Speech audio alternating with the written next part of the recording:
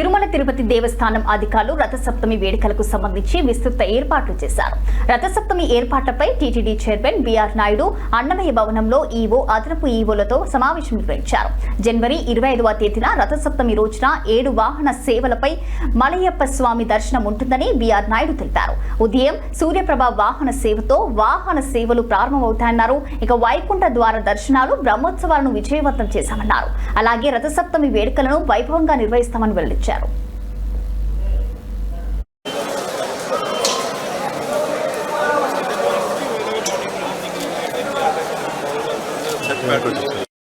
గత ఏడాదిలోగానే ఇప్పుడు కూడా రథసప్తమి ఏదైతే ఉందో దాని గురించి ఏర్పాట్ల గురించి కొన్ని ముఖ్యమైన అంశాలను మీ ద్వారా భక్తులకి అందజేయాలనే ఉద్దేశంతో ఈ ప్రెస్ మీటు ఏర్పాటు చేయడం జరిగింది.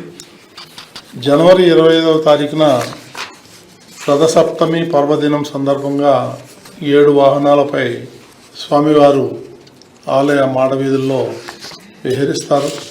సూర్యప్రభ వాహనం ఉదయం 5:30 నుండి 8 గంటల వరకు, చిన్నశేష వాహనం ఉదయం 9 నుంచి 10 గంటల వరకు, గరుడ వాహనం ఉదయం 11 నుంచి మధ్యాహ్నం 12 గంటల వరకు, హనుమంత వాహనం మధ్యాహ్నం 1 గంట నుంచి 2 గంటల వరకు, చక్ర స్నానం మధ్యాహ్నం 2 నుంచి 3 గంటల వరకు, కల్పవృక్ష వాహనం సాయంత్రం 4 నుండి 5 గంటల వరకు, సర్వభూపాల వాహనం సాయంత్రం 6 నుండి 7 గంటల వరకు, చంద్రప్రభ వాహనం రాత్రి 8 నుండి 9 గంటల వరకు. ఈ విధమైనటువంటి ఈ కార్యక్రమం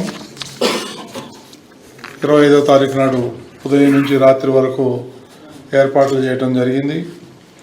ఈ సందర్భంగా శ్రీవారి బ్రహ్మోత్సవాల వైకుంఠ ద్వార దర్శనాలను విజయవంతం చేసినట్లుగానే ఈ రథసప్తమి వేడుకలను కూడా అంగరంగ వైభవంగా నిర్వర్తించేందుకు తిరుమల తిరుపతి దేవస్థానం, అట్లాగే జిల్లా యంత్రాంగం, పోలీసు యంత్రాంగం వీళ్ళందరూ కూడా సమిష్టిగా కృషి చేస్తూ ఉంది.